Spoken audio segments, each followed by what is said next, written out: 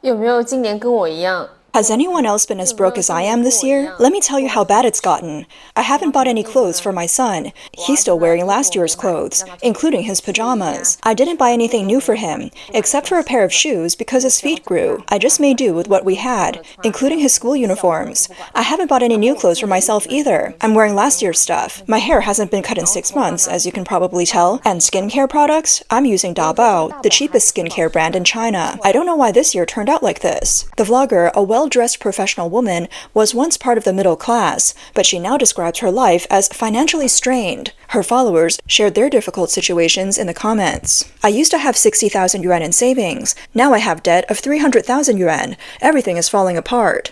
I feel like I've been poor since I got married, and this year it's worse. I was looking at things to buy this morning, but after watching this video, I refunded everything. Another young woman, who recently graduated and is living in Beijing, shared her even more heartbreaking experience. I want to cry today. I'm in Beijing and I only have 40 yuan left in my phone this month. My salary usually comes around the 25th, but for some reason it's delayed this month. My monthly wage is just over 3,000 yuan and I've already run out of money. I didn't know what to do, so I called my mom and asked, "Do you have any money? Can you send me 100 or 200 yuan? My salary should come soon." But I know my parents are also struggling. My mom said she didn't have 100 yuan in her phone, only 60 or 70 yuan in cash. I asked her to send me 50 yuan, hoping I could hold out for the next couple of days. The issue of financial hardship has become a hot topic in China recently, especially the question, why are Chinese people becoming poorer?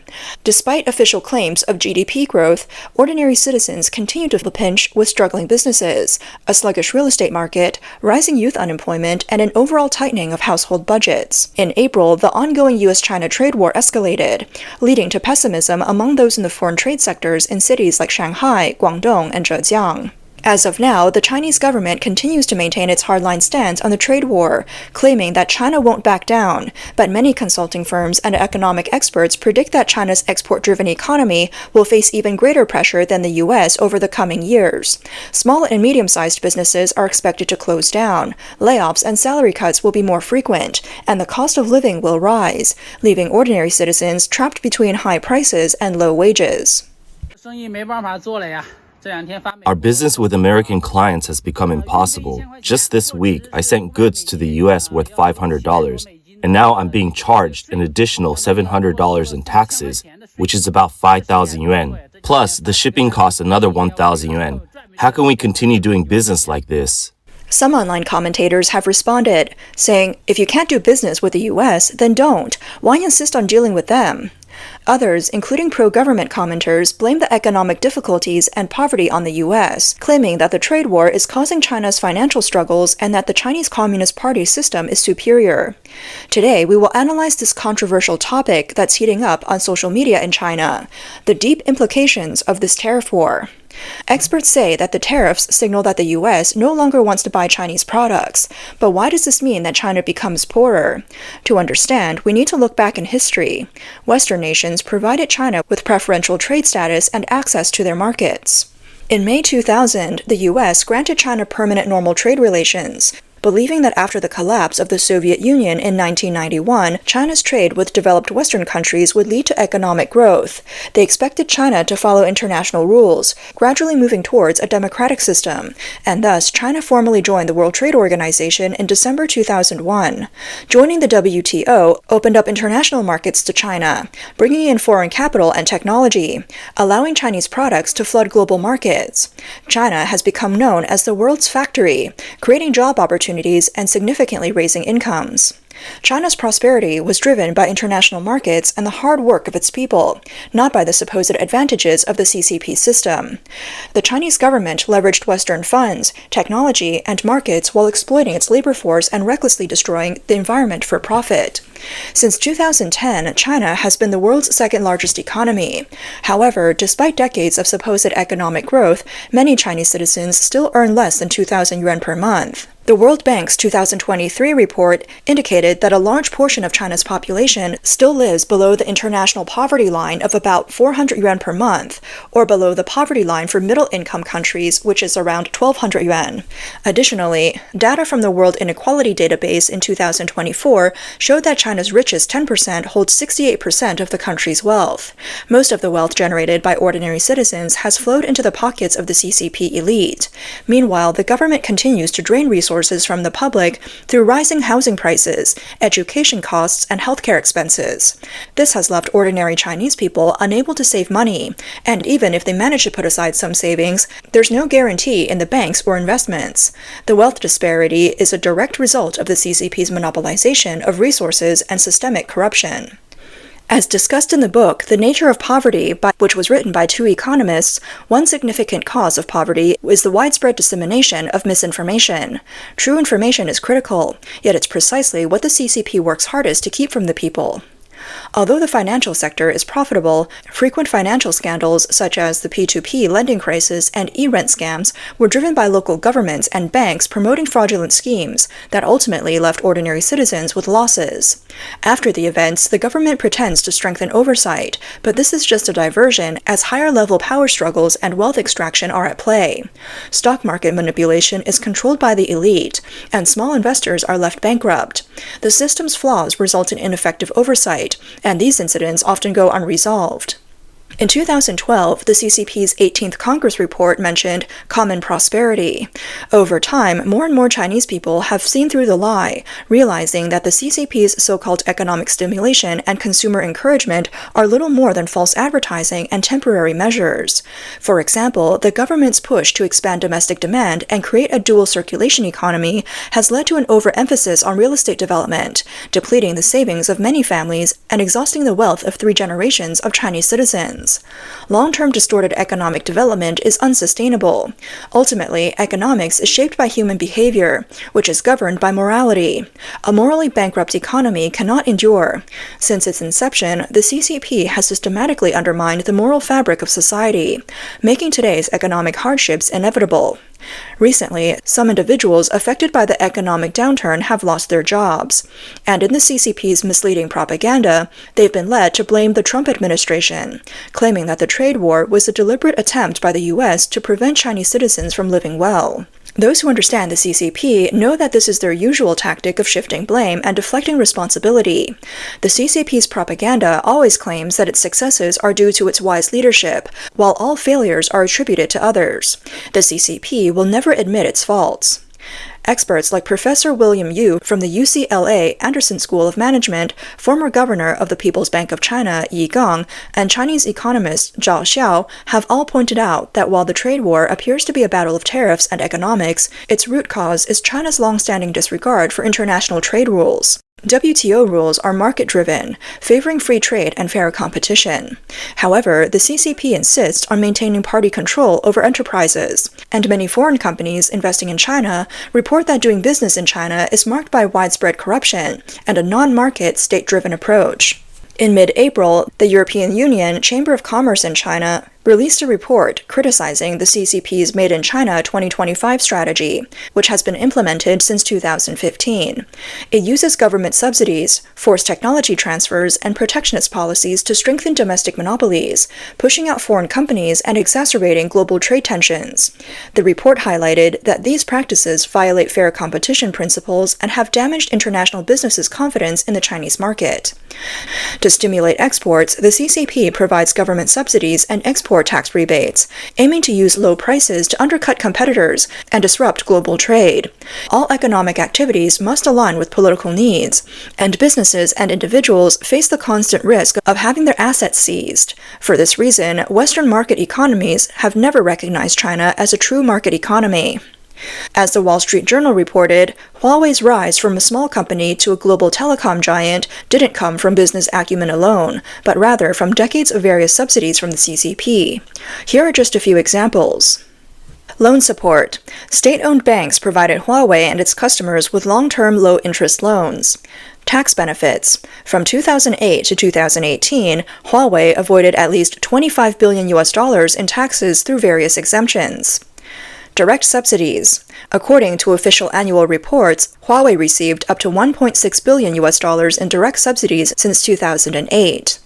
Land purchase discounts. From 2014 to 2018, Huawei acquired multiple plots of state-owned land in Dongguan at exceptionally low prices, with little competition. Low-interest loans for overseas clients. Huawei provided low-interest loans to overseas telecom and infrastructure project clients, giving them an unfair competitive advantage that made it impossible for other companies to win those contracts. Additionally, China is widely recognized as a country plagued by counterfeit and inferior goods. In the 2018 Section 301 investigation report, the U.S. Trade Representative detailed how the Chinese government systematically steals trade secrets from American companies, resulting in losses of hundreds of billions of dollars for the American economy. International organizations like the WTO, which are supposed to safeguard fairness, often overlook these actions due to the CCP's influence and manipulation.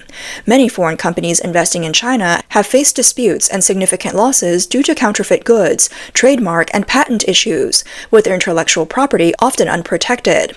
Microsoft has reported that pirated versions of Windows and Office software are rampant in China. In 2011, economist Peter Navarro, in his book Death by China, pointed out that the CCP's trade policies have favored the privileged class while harming both Chinese and American workers. Through numerous case studies, Navarro exposed the dangers of Chinese black heart products, which harm consumers in China. These products include tainted milk powder, gutter oil, and plastic rice. These products, along with toxic drywall, floor tiles, toys, antibiotic-laced fish and shrimp, and contaminated medicine also threaten American consumers' health. In his book, Navarro highlighted the CCP's blatant disregard for human rights, using unfair trade practices to harm other nations. Its strategy combines mercantilism and protectionism, with 8 primary tactics used to eliminate American jobs. These include a well-designed network of illegal export trade subsidies, manipulation and severe undervaluation of currency, widespread counterfeiting, piracy, and theft of foreign intellectual property. The CCP also engages in environmental destruction to save on production costs, enforces dangerously low labor standards leading to health issues and disabilities, and imposes illegal tariffs, quotas, and export restrictions on critical materials like antimony and zinc to gain control over global industries. Additionally, they use predatory pricing and dumping to force foreign competitors out of key markets, only to later monopolize with deceptive pricing, all while maintaining a great wall of trade protectionism that prevents foreign companies from establishing a presence in China. Navarro, a senior trade advisor in the Trump administration and director of the White House Trade and Manufacturing Policy Office, aligned with the Trump administration's stance on tariffs. The unfair trade practices he described, currency manipulation, intellectual property theft, and illegal subsidies, are consistent with the reasons behind Trump's tariffs on China. Some might ask, if the tariffs target the CCP, why are the tariffs also applied to other countries worldwide? This is due to the interconnectedness of global trade and strategic considerations. Today's U.S.-China economy is one of interdependent supply chains span the globe. To effectively counter the CCP's unfair trade practices, the U.S. has renegotiated trade deals, such as the U.S.-Mexico-Canada Agreement, and strengthened partnerships with allies like Japan and South Korea. The U.S. is working with its allies to collectively confront China's unfair trade practices. Scholars and policymakers have stated that the global tariff strategy is not just protectionist, but a tool to achieve strategic goals, breaking trade barriers, using tariffs as leverage to drive fairer trade agreements, reforming unfair trade systems, and dismantling the non-market economy. It aims to replace the false globalization of the past with a truly fair and transparent trade order. Many are coming to the realization that if the U.S. truly decouples economically from China, the CCP will face irreversible and heavy consequences. The CCP has no chance of winning. U.S. Treasury Secretary Scott Bessent spoke to reporters at the White House on April 29th, stating that if the current tariff policies continue, China could lose up to 10 million jobs. Even with some adjustments of tariffs, China is still likely to lose around 5 million jobs. He emphasized, "We are the ones facing the trade deficit. They export nearly 5 times as much to us as we do to them. Therefore, the responsibility for alleviating tariff pressure lies with them. This policy is unsustainable for them." Bessent also revealed that since tariffs were implemented, the U.S. has made significant progress in trade negotiations, particularly with 15 to 18 important trade partners. An agreement with India is expected to be among the first to be signed. He said, "We've received many constructive proposals from other countries, and we're seriously evaluating them. I suspect that India is likely to be one of the first countries with which we sign a trade agreement, so stay tuned." Vice President J.D. Vance visited India in April, where he held high-level talks with Indian Prime Minister Narendra Modi. A White House statement on April 21st said that both sides made significant progress toward a final trade agreement, laying out a clear roadmap for future joint economic priorities. Vance's press secretary, Taylor Van Kirk, provided a statement to Fox News, saying Vice President Vance is grateful for the warm welcome he received in India and respects Prime Minister Modi deeply. The two leaders announced important progress on the final trade agreement between the U.S. and India. The strong partnership between the U.S. and India is critical to the future of both our economies and the world. Netizens pointed out that India is China's most formidable strategic rival in South Asia, and the U.S. is overtly supporting India in its competition with China. This represents a significant blow to the CCP. From economists and foreign trade business owners to ordinary workers, more and more Chinese citizens are beginning to realize that if the U.S. stops buying Chinese products, China's economy will eventually collapse. In the future, the Chinese people will grow poorer and come to understand that the root cause of the disaster lies with the CCP. This is the true meaning of the tariff war initiated by Trump. The younger generation is particularly sensitive to these changes. Increasingly, they see no future and are starting to reflect on their lives and society. Today's society is quite amusing. The more ambitious people become, the more they end up being failures. Which boss doesn't have debt? If you don't, you're not a real boss. On the other hand, those who aren't ambitious live very comfortably. I didn't buy a house, didn't buy a car, didn't start a business, and I didn't take on debt. I just earn a little, drink a little, and live pretty comfortably. It feels like putting in effort doesn't guarantee rewards, but not putting in effort means no losses. Don't you think that's how it is? Some netizens have expressed that the harsh realities have made them wiser beyond their years, and these young people can no longer be fooled by the CCP. I feel like being poor is just meaningless. Every day, it's all work, work, work. Constantly busy, constantly striving, struggling. After over a decade of schooling, then working, I'm still paying off a mortgage, car loan, personal debts, and medical bills.